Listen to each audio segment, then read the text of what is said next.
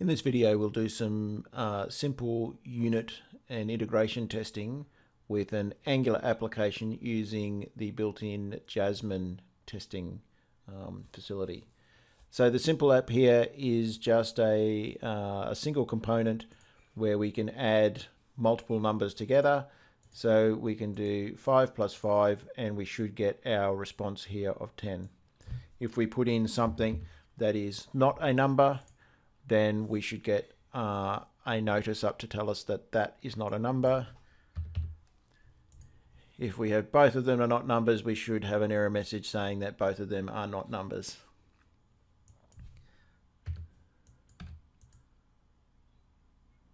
Okay, so let's go and have a look at how the code to this works and then how the testing is done. So our main component, we only have a single component in here. Once again, you'll see extra classes in here. They're purely added through using Bootstrap. Bootstrap is added into the index.html. So in here we've got a form, and when we submit this form, we want it to add numbers together, and the numbers will be taken from the two input fields that are on the form. And if we have any errors, we should use an ng-for loop to list over the errors and display those errors on the screen. And if we do get a result, then we should print that result out on the screen also. Let's just have a quick look at the component that makes this up. So our component has a number of properties to it. So we have a property for the first number and the second number. We have an array string or a string of arrays which will hold our error messages. And we also have a string which will hold the value, which is the summed numbers added onto the field, onto the page. Also, because in our HTML here, we're using the ng model option here, that to include that, we also need to import the forms module, which gives us access to the ng module. So that's why we're importing forms module here, and we bring the forms module into our constructor. Now our add numbers method here, which comes from the submission of our form, passes back an event. The standard action of a submission event is to submit the form to the server, which we don't want it to do. So the first thing we want to do is to prevent the default action of that submission so that it doesn't actually get submitted to a server. And I am zeroing out our error array. So because it's within the class, we're referencing to this dot error is this string here. Then I'm going to check using the method of isNaN. So is not a number. So if it is not a number, and because we're using two-way binding in our form here using ng model, remember that's the banana notation, banana in a box notation, that gives us two-way binding. So if I change a value in the form here, then the corresponding value in my component gets updated, or if I update it in the component, then the corresponding value back in the form gets changed. So that's the value of ng model in its two-way binding. So I'm checking that if we had put anything into that first number field, then num1 being bound to that field would now have a value. So if it is not a number, meaning it's not a number, then we obviously have an error because we want to add two numbers together. So we will push onto our error array that we have a problem with number 1, and our result, we'll just set that to null because we don't have any result because we don't have two numbers to add. I'm then also going to check whether number 2 is a number or not.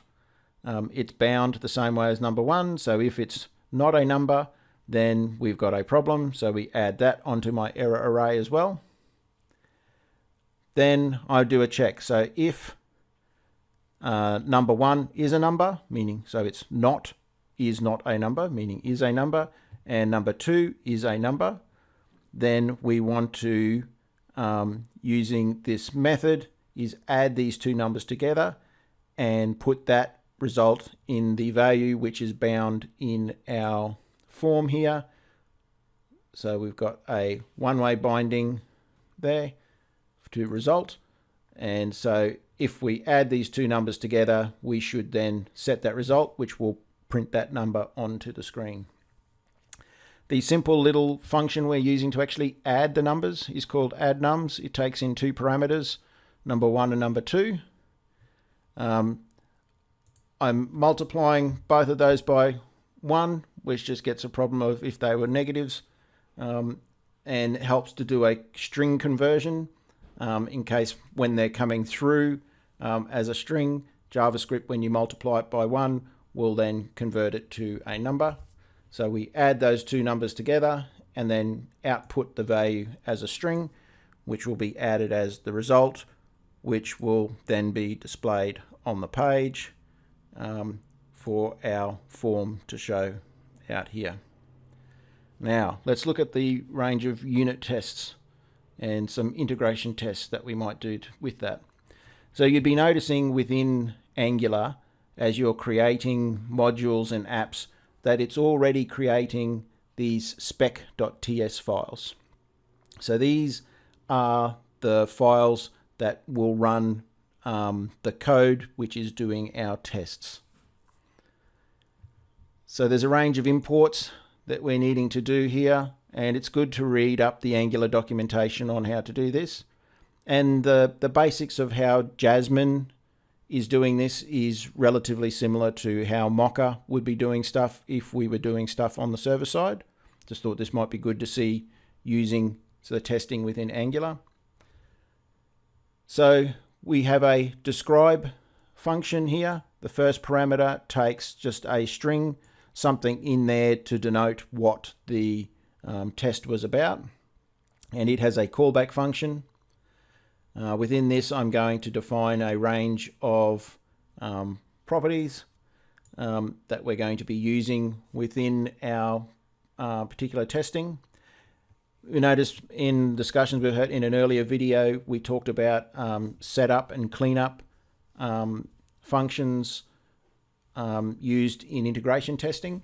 Well, here we have some setup conditions here. So before each test is run, we're importing our forms module and we're importing the app component so that we have access to all of the elements on that particular page. And we create a fixture, which will be an instance of our component. And we can then also grab out some debug elements, which we can then look at. So then each of our tests here, so each test will be started with it. And the first property of it is just a text description of what it should be. It's up to you to come up with something that's descriptive of what your test is going to be doing. Keep them short and clear of what the test is going to be. So our first test here is it should create the app. So we're expecting a component to be loaded and we're expecting that to be truthy. So the value should come back as true. So this is the is part of the assert library. So this is always going to evaluate to being true or false. So if we have our component, which is an instance of our fixture, where our fixture is the app component. So if it's there, it's to be truthy, then tick, that should pass. So our app actually creates. The next little test that I set up is it should have a title, which should say something, welcome to whatever it was going to be. So here we're going to expect that the component.title is equal to and a value app. Now if we scroll back to, go back to our app component.ts, we noticed at the top here we had a property of title and its value was app.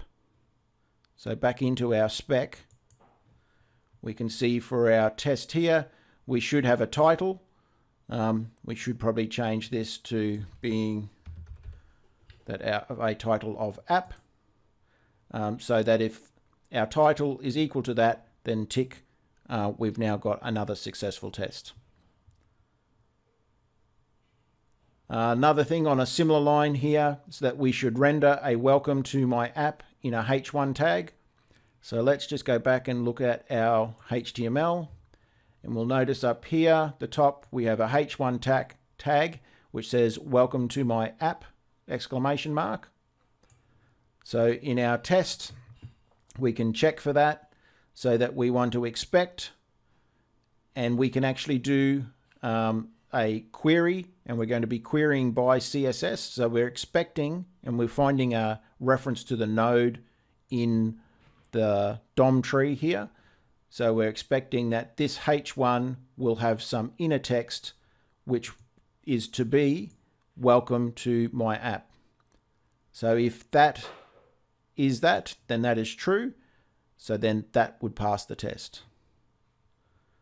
The next test here is should return an addition of 8 plus 6 to the result field. So here I'm grabbing a reference to the form. I'm going to be setting the value of the two elements in that form with some hard-coded numbers. I'm dispatching, so here this is a bit of an integration test that I'm setting the values in the form.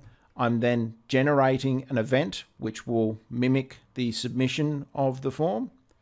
And then I'm testing what the component.result would be displayed in the page. So if 8 plus 16, we should have a value of 14. So I'm expecting the result field on my form, on the page, to have a value of 14. And if it does, then tick, that part of the test worked. This is more of a unit test in that we're picking out the actual function to do a simple test. So in here, I'm just saying adding two numbers so that 5 plus 5, it should return a result of 10.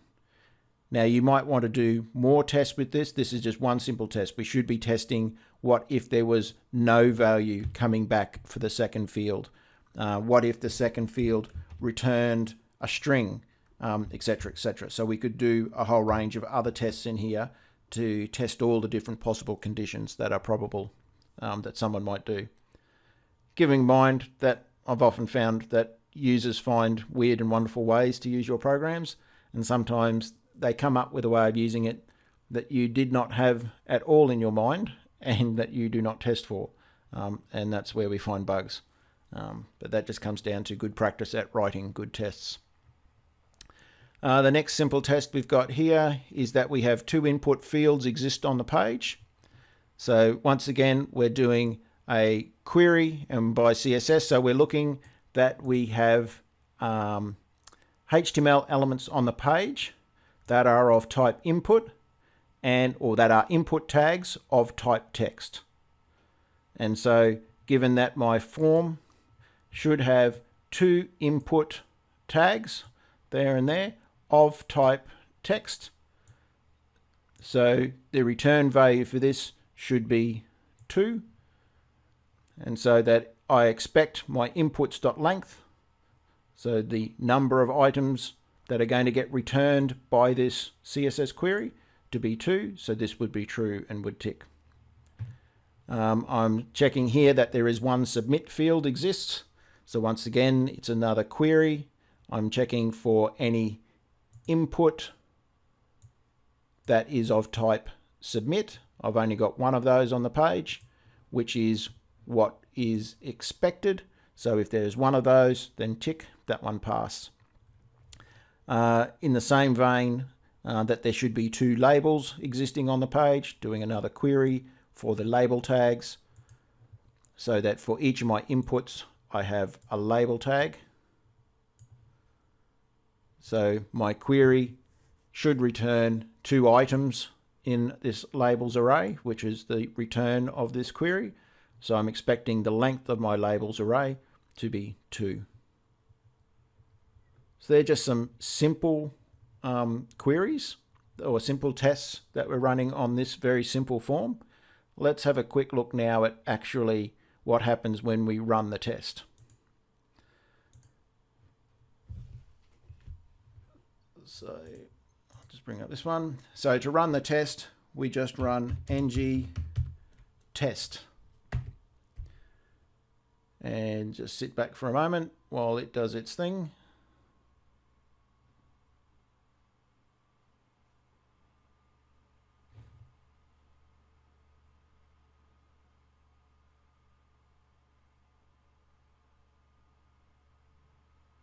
And we'll see, notice here, we've got each of our different tests and we've got information of success. Also, while that ran, it also opened up a browser window and shows me this stuff more visually so that you can see this was our main test. Let me just close this down so we can compare it here. So our first describe of app component was the suite of tests that we're going to run.